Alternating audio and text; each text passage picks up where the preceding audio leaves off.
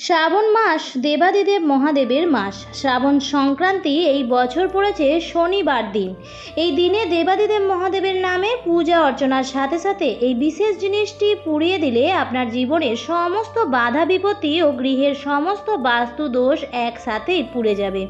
দেবাদিদেব মহাদেবের আশীর্বাদে আপনার জীবন থেকে বাধা বিপত্তি দূর হবে এবং সকল মনস্কামনা পূর্ণ হবে।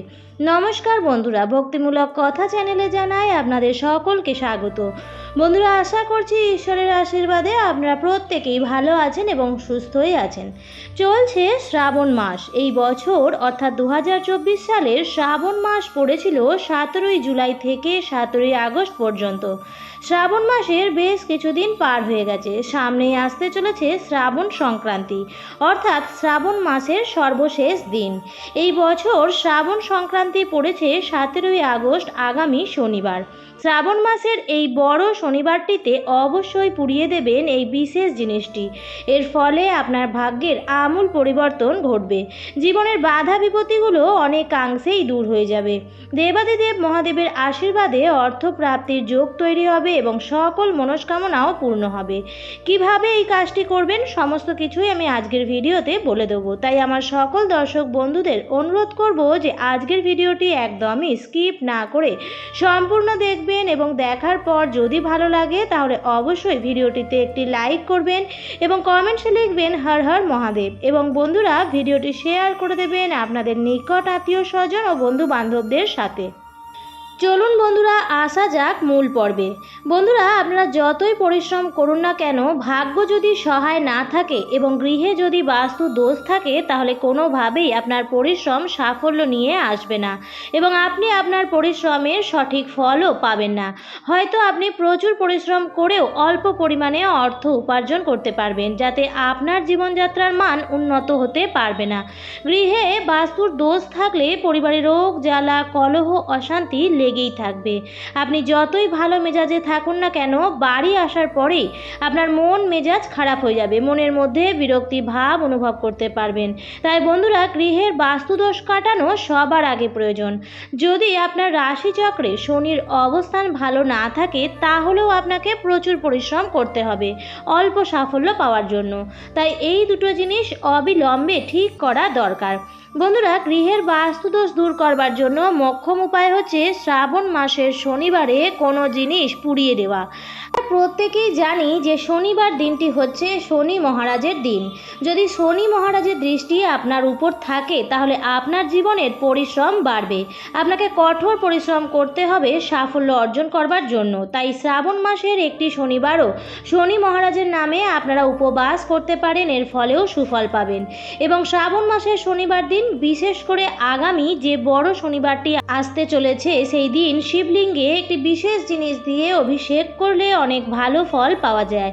তার জন্য কি করতে হবে বলে দিচ্ছি। প্রথমেই বলি, শ্রাবণ মাসের প্রত্যেক কটি দিনই অত্যন্ত শুভ এবং অত্যন্ত ফলপ্রদায়ী। তাই শ্রাবণ মাসে প্রত্যেক দিনই খুব সকাল সকাল শয্যা ত্যাগ করবেন এবং বিছানায় বসেই আপনি দেবাদিদেব মহাদেবের নাম স্মরণ করবেন, কারণ শ্রাবণ মাস হচ্ছে মহাদেবের মাস।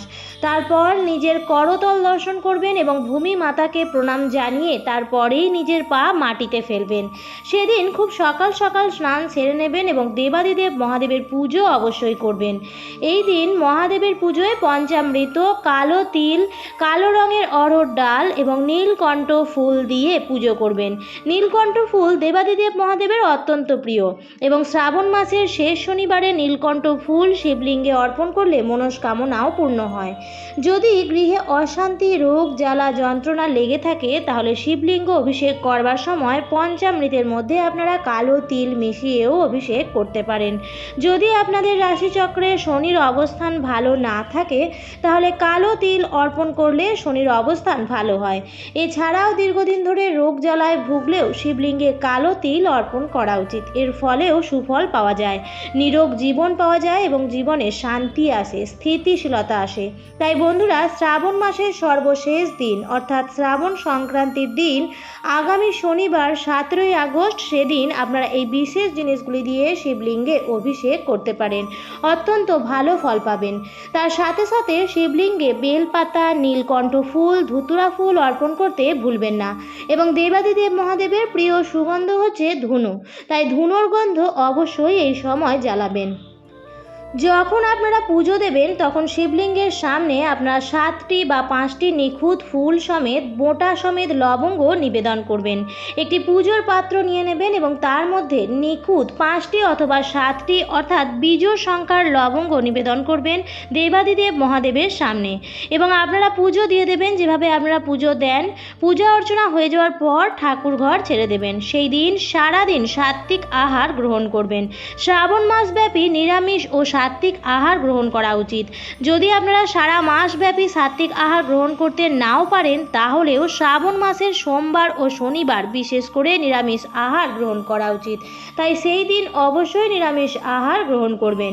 ঠাকুরঘর থেকে বেরিয়ে আসার কিছুক্ষণ পরে আপনি যা যা ভোগ নিবেদন করেছিলেন সেই সমস্ত কিছুই তুলে নেবেন এবং প্রসাদ হিসেবে গ্রহণ করবেন। তবে যে লবঙ্গগুলি নিবেদন করেছিলেন সেগুলি দেবাদিদেব মহাদেবের কাছেই সারা দিন ধরে থাকতে দেবেন।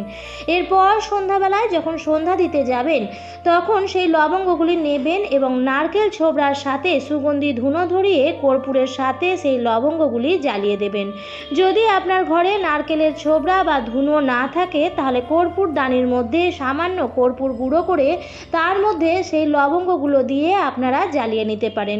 এইগুলি জ্বালিয়ে দেওয়ার পর কিন্তু যে ধোঁয়াটি তৈরি হবে সেই ধোঁয়াটি আপনার সারা ঘরে ভালোভাবে ছড়ানোর চেষ্টা করবেন, কিন্তু সেই লবঙ্গগুলি যেন ভালোভাবে পুড়ে যায় সেই বিষয়ে বিশেষভাবে খেয়াল রাখবেন। কর্পূরের সাথে সেই লবঙ্গগুলো পোড়ালে যে ধোঁয়া তৈরি হবে সেটি আপনার প্রত্যেক কটি ঘরে আপনি ঘোরাবেন।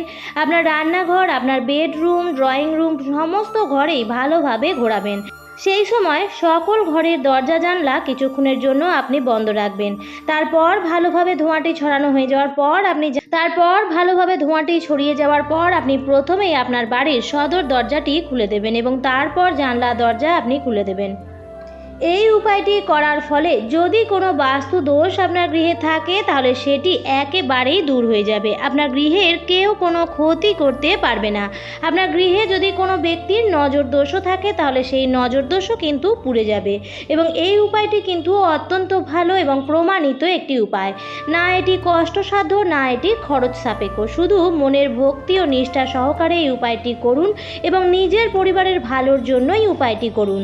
যার সাথে সাথে মহাদেবের কাছে আপনার পরিবারের মঙ্গল কামনা করুন, যাতে সারা বছর ব্যাপী মহাদেবের আশীর্বাদ আপনার পরিবারের উপর বর্ষিত হয় এবং কেউ আপনার পরিবারের কোনো ক্ষতি করতে না পারে। আজকের পর্বটি এই পর্যন্তই।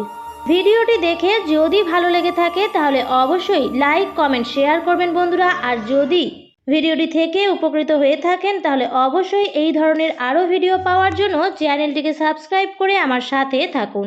দেখা হবে পরবর্তী নতুন কোনো ভিডিওতে। ভালো থাকবেন, সুস্থ থাকবেন। ধন্যবাদ।